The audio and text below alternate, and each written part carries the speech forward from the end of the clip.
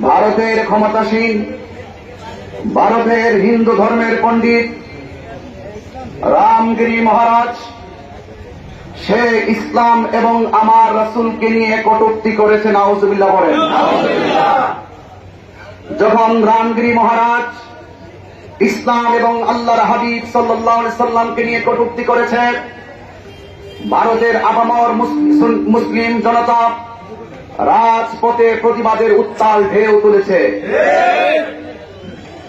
যখন রামগিরি মহারাজের বিরুদ্ধে মুসলমানরা রাজপথে নেমেছে, আমরা লক্ষ্য করেছি ভারতের বিজেপি ক্ষমতাসীন সরকারের একজন সংসদ সদস্য নিজেশ নারায়ণ রানে সে ঘোষণা করেছে, কোন মুসলমান যদি রামগিরি মহারাজের বিরুদ্ধে কথা বলে মুসলমানদেরকে মসজিদ থেকে পিটাইয়া বের করে দেওয়া হবে।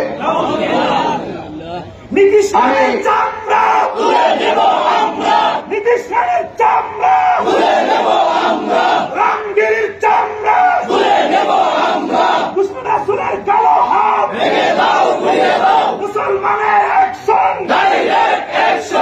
ভাইয়েরা আমার, আল্লাহর হাবিব সাল্লাল্লাহু আলাইহি সাল্লামকে যারা আঘাত করে কথা বলবে, রাসূল পাকের শান আজমতের বিরুদ্ধে যারা কথা বলবে, ইসলামের সেই পতাকাকে যারা স্থিরিত করার জন্য চেষ্টা করবে, যুগে যুগে মুসলমানরা তাদের বিরুদ্ধে রুখে দাঁড়িয়েছে। এরই ধারাবাহিকতায় আজ আখাউড়ার রাজপথ ওই বেঈমানদের বিরুদ্ধে রামগিরিরাজ মহারাজ এবং নিজেশ নারায়ণ রানের বিরুদ্ধে সারা বিশ্ব জুড়ে নিন্দা বয়ে যাচ্ছে। আমি পরিষ্কার ভাষায় ভারতের ক্ষমতাসীন প্রধানকে বলতে চাই, অনতি বিলম্বে এই রামগিরি মহারাজ এবং সেই বিজেপি ক্ষমতাসীন সংসদ সদস্য নিজেশ নারায়ণ রায়কে অনতি বিলম্বে গ্রেফতার করতে হবে এবং তাকে প্রকাশ্য ফাঁসির কাস্টে ঝোলাতে হবে, তাকে মৃত্যুদণ্ড দিতে হবে এবং তার পক্ষ যারা অবলম্বন করে তাদেরকেও ফাঁসির কাস্টে ঝোলাতে হবে। সুতরাং এক সাংবাদিককে দেখেছিলাম, এই ভারতের রাজপথে এক সাংবাদিক এক আন্দোলনকারীকে প্রশ্ন করেছিল, আপনাদের কি কাজ কারবার নাই? আপনাদের কি ব্যবসা নাই? আপনারা নবীর জন্য রাজপথে এইভাবে কেন আপনারা নেমেছেন? তারা বলছিল যে আল্লাহর হাবিব সাল্লাল্লাহু আলাইহি সাল্লামের প্রেমের ক্ষেত্রে রাসূল পাকের শানে রাজপথের বিরুদ্ধে যদি কেউ কথা বলে, তাহলে সে দুনিয়ার কাজ কারবার আমরা চাই না, আমরা সন্তান চাই না, আমরা এই দুনিয়াদারি চাই না। আমরা আল্লাহর হাবিবের জন্য, আল্লাহর হাবিবের শান আজমতের জন্য আমরা দুনিয়ার সব ছেড়ে দিতে রাজি আছে।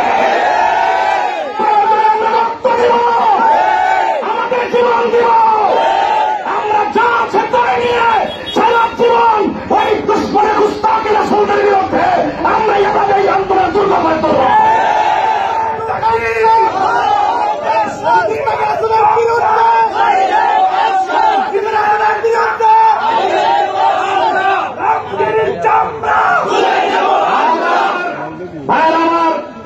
আমি দেখতে চাই, আমি দেখি অনেক সময় ছোটখাটো ঘটনা হলো মিডিয়া ম্যানরা খুব পাগলের মতো প্রচার করে, স্বয়ং আল্লাহ হাবিবের সামনে এত বড় বিরোধিতা করলো এবং ইসলামকে এত কটূক্তি করলো, কিন্তু মিডিয়াগুলো তারা কিন্তু প্রচার করছে না।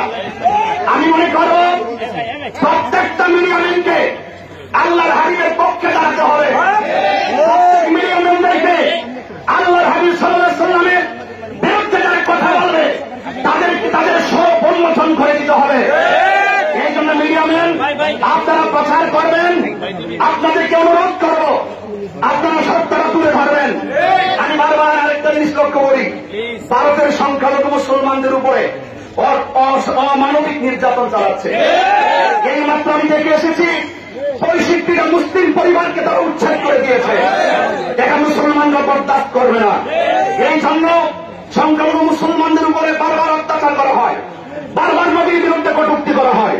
সেই ভারতের যেই নুপুর শর্মা থেকে রামগিরি মহারাজ থেকে নিজেশ নারায়ণ, আমরা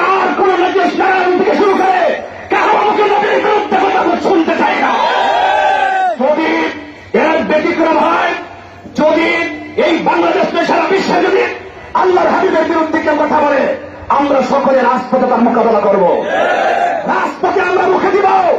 আমি তরুণ সমাজকে বলছি, তরুণ সমাজ তোমরা প্রস্তুতি গ্রহণ করো, তোমাদের মাধ্যমে সারা বিশ্বে ইসলামের পতাকা পটপট করে উঠবে। মরক্কো থেকে ইন্দোনেশিয়া, জেরুজালেম থেকে আকসা, এবং শুধু তাই নয়, সেই বাবরি মসজিদ থেকে আকসা পর্যন্ত আমাদের যেতে হবে। আমরা সকলেই ঐক্যবদ্ধভাবে এই গুস্তাখে রাসূলদেরকে আমরা প্রতিহত করবো, ঠিক কিনা বলেন?